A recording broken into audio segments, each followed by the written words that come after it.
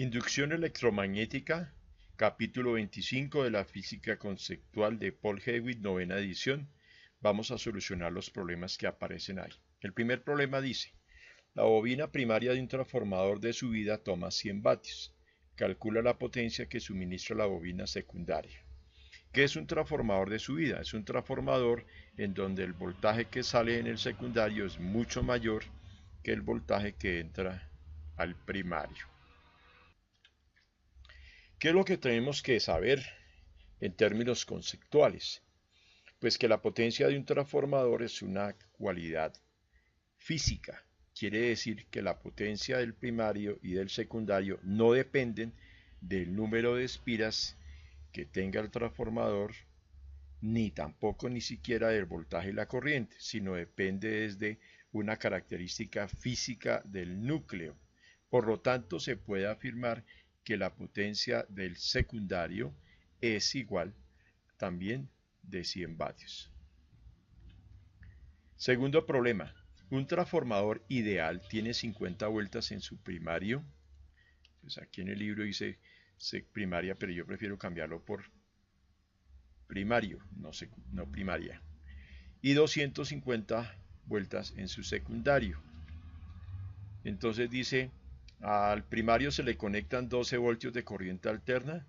Calcula A, los voltios de corriente alterna disponibles en el secundario. Entonces, ¿qué es lo que tenemos que saber ahí? Lo que vemos es que el secundario tiene 250 vueltas, mientras que el primario tiene solamente 50 vueltas. Lo que quiere decir que el secundario tiene 5 veces más vueltas que el primario. Entonces quiere decir que el voltaje del secundario va a ser 5 veces el voltaje del primario.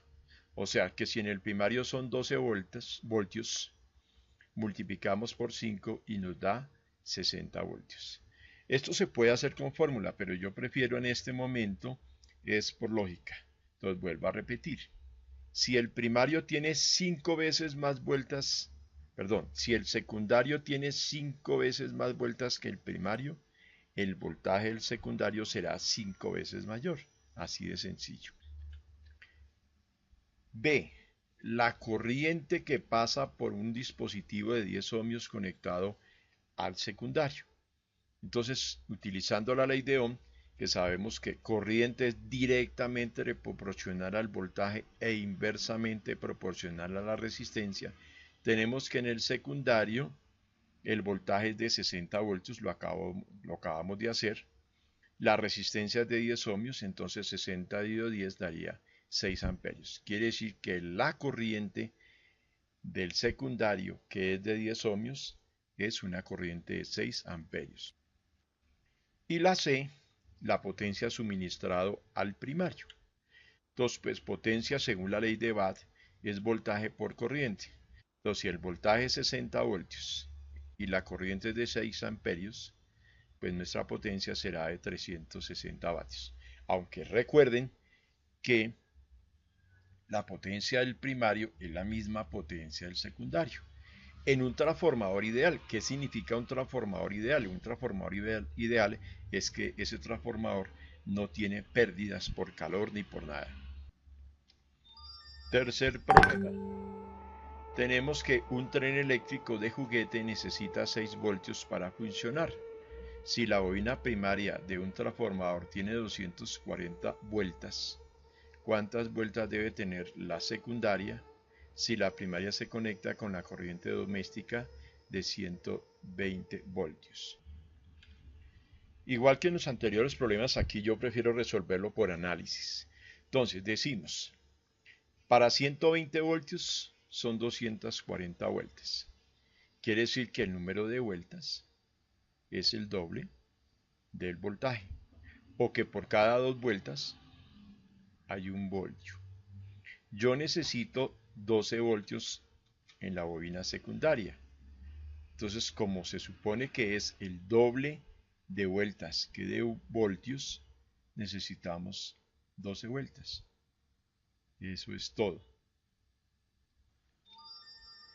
Vamos a verlo ahora, pero matemáticamente. Entonces escribí la siguiente relación. El número de vueltas del primario comparado con el número de vueltas del secundario es la misma relación que existe entre el voltaje del primario y el voltaje del secundario. Lo que quiere decir que si el número de vueltas del secundario es el doble del primario, el voltaje también será igual. Entonces lo vamos a escribir como una proporción. Número de vueltas del primario, ¿cuántas serán? O sea, la pregunta es, ¿cuántas vueltas debe tener el primario si el secundario tiene 240 vueltas? Y la relación entre los voltajes es de 6 voltios a 120 voltios.